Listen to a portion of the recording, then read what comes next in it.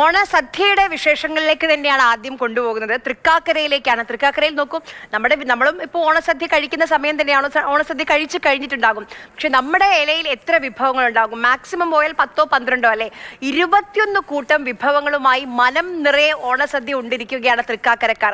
ഏകദേശം 1/4 ലക്ഷത്തോളം ആളുകളാണ് ഇത്തവണ ഓണസദ്യ കഴിക്കാൻ വേണ്ടി തൃക്കാക്കര ക്ഷേത്രത്തിലേക്ക് എത്തുന്നത്. രാവിലെ 10:30 തന്നെ ഇവിടുത്തെ ഓണസദ്യ ആരംഭിച്ചിരുന്നു. തൃക്കാക്കരയിലാണ്. ഇവിടെ ഇപ്പോഴും ഓണസദ്യ ഇങ്ങനെ വിളമ്പിക്കൊണ്ടേയിരിക്കുന്നു. രാവിലെ 10:30 ആരംഭിച്ചതാണ്. ഇതാ നോക്കൂ, ഇപ്പോഴും പപ്പടവും സാമ്പാറും പായസവും ഒക്കെ ഇതാ ഇവിടെ പാത്രങ്ങളിൽ ഇരിക്കുന്നുണ്ട്. ആളുകൾ അത് കഴിച്ചുകൊണ്ടേയിരിക്കുന്നു. ഇനിയും ആളുകൾ കഴിക്കാൻ ക്യൂ നിന്നുകൊണ്ടേയിരിക്കുന്നു. എത്ര തവണയാണ് ആളുകൾ വന്ന് കഴിച്ച് സന്തോഷത്തോടെ മടങ്ങുന്നത്. അത് കാണാൻ തന്നെ ഒരു രസമുണ്ട്. തിരുവോണനാളിൽ തൃക്കാക്കരയിൽ ഏറ്റവും പ്രധാനപ്പെട്ടത് ഈ വിഭവ സമൃദ്ധമായ ഓണസദ്യയാണ് അല്ലേ? എങ്ങനെ ഉണ്ടായിരുന്നു?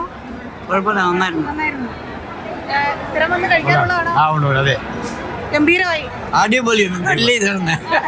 എല്ലാ കൊല്ലന്മാരും ദൈവം അനുഗ്രഹിക്കട്ടെ. പായസമൊക്കെ കൂട്ടി കഴിച്ചു. നല്ല ഊണായിരുന്നു. നല്ല ഇതാണ്.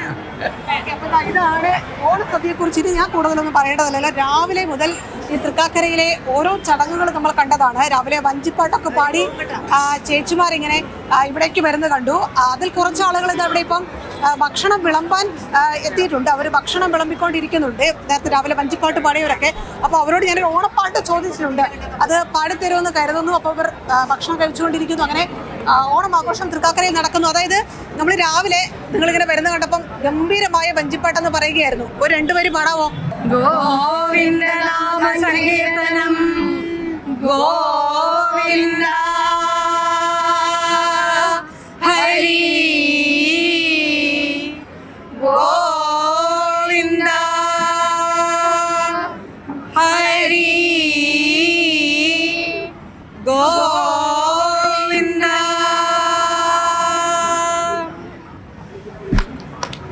നീലകണ്ഠ തമ്പുരാനെ ോ നീലകണ്ഠ തമ്പുരാനെ തിത്തിത്താതിത്തൈ നീലകണ്ഠ തമ്പുരാനെ ദേവദേവ പത്മനാഭ നീലകണ്ഠ തമ്പുരാനെ ദേവദേവ പത്മനാഭ തൈ തൈ തകത തിരിതകതോം തകതയ്യതിത്തോം തിത്തോം തികിതോം. ഹാപ്പി ഓണം.